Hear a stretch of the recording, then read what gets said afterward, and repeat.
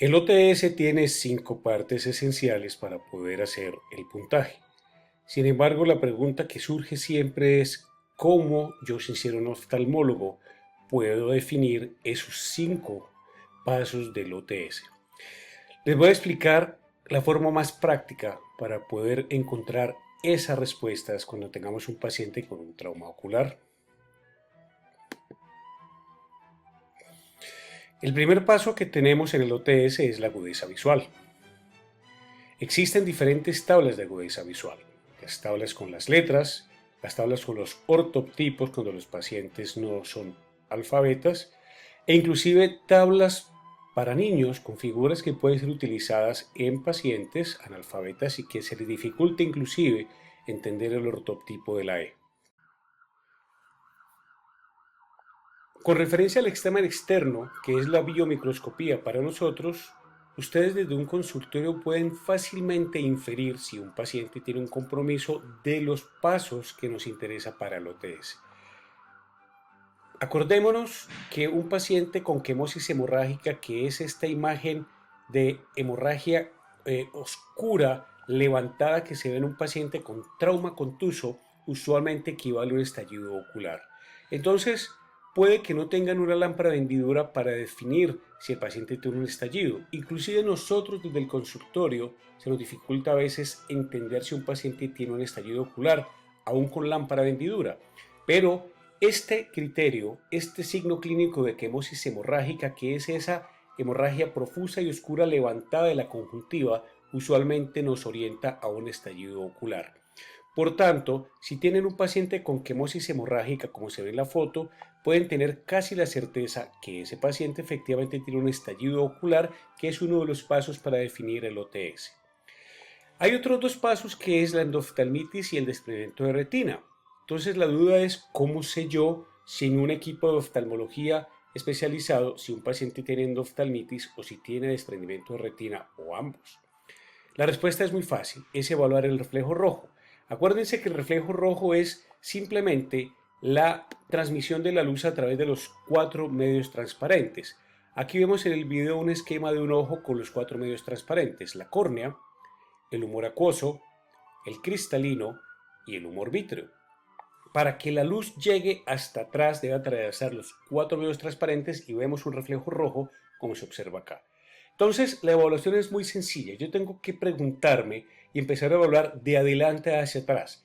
Primero, ¿será la córnea la que me está estorbando para no ver el reflejo rojo? ¿O será el humor acuoso? ¿O será el cristalino? ¿O será el humor vítreo? ¿O será la retina desprendida? Y la forma de evaluarlo es muy sencillo. Si yo puedo ver en un paciente sin reflejo rojo el cristalino, la pupila del iris es de inferir que la córnea y el humor acuoso están transparentes. Por tanto, lo único que me queda por descartar es el cristalino y el humor vítreo. El cristalino es un cuerpo sólido. Por tanto, si el paciente mueve el ojo, la opacidad se va a mover con el ojo, y el humor vítreo es un gel y por tanto la opacidad se va a mover. Entonces, ¿cómo hago yo para saber si ese paciente tiene una endoftalmitis o un desprendimiento de retina? Hay que sumar la clínica del paciente.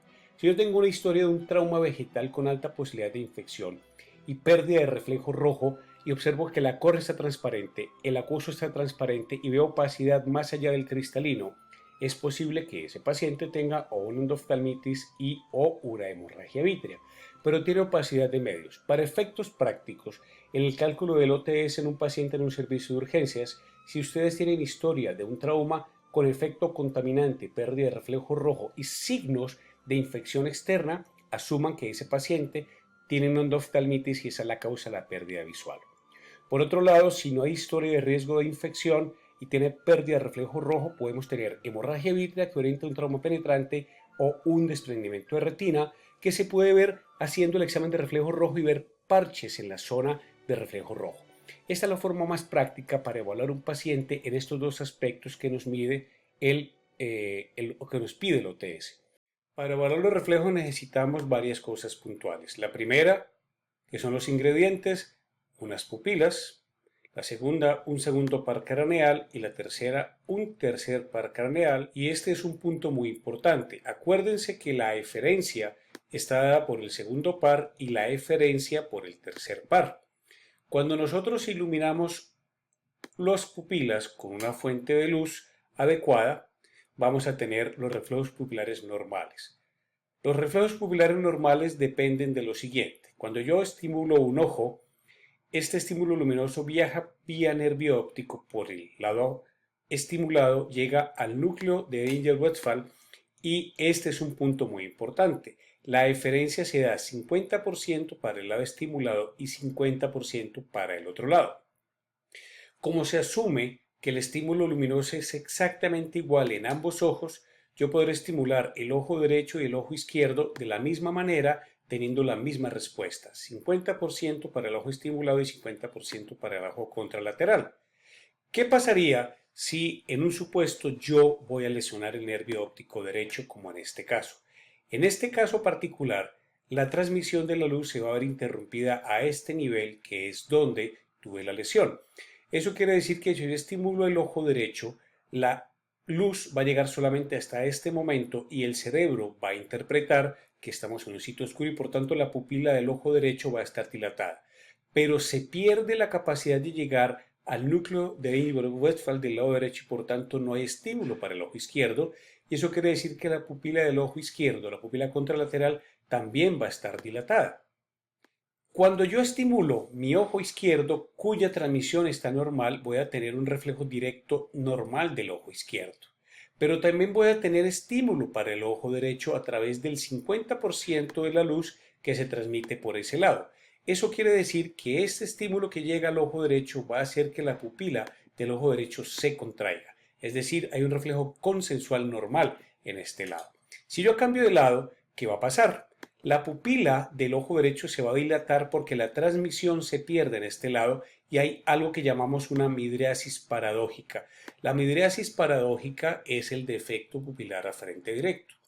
Pero fíjense qué pasa cuando yo estoy en este lado y ocurre la midriasis paradójica. Sucede que la pupila del ojo izquierdo se va a dilatar también porque la transmisión se pierde.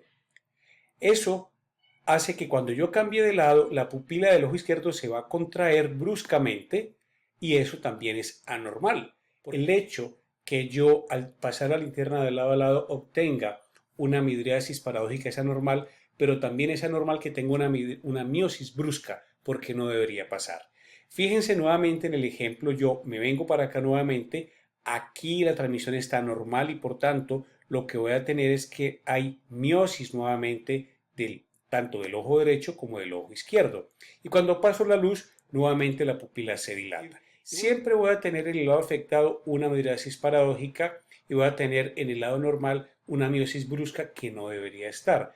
Esa miosis brusca es lo que llamamos el defecto pupilar aferente inverso y nos sirve cuando tenemos por alguna circunstancia una opacidad de medios del ojo a estimular o que el paciente le han puesto atropina. En ese caso no podemos saber si la pupila está dilatada por efecto farmacológico o por efecto de nervio. Esta es la forma más adecuada de hacer este examen. Es hacerlo paso a paso por los 4 pasos y ver qué ocurre en cada ojo. En otras palabras, cuando tenemos aquí la tabla del OTS, agudeza visual lo hacemos con la tabla que tenemos nosotros a 6 metros. La presencia de estallido, busquen la quemosis hemorrágica. Una endoftalmitis es una pérdida de reflejo rojo asociada a historia de un trauma, posiblemente con riesgo de infección. El trauma perforante es la posibilidad de una herida penetrante o un estallido como una quemosis más pérdida de reflejo rojo.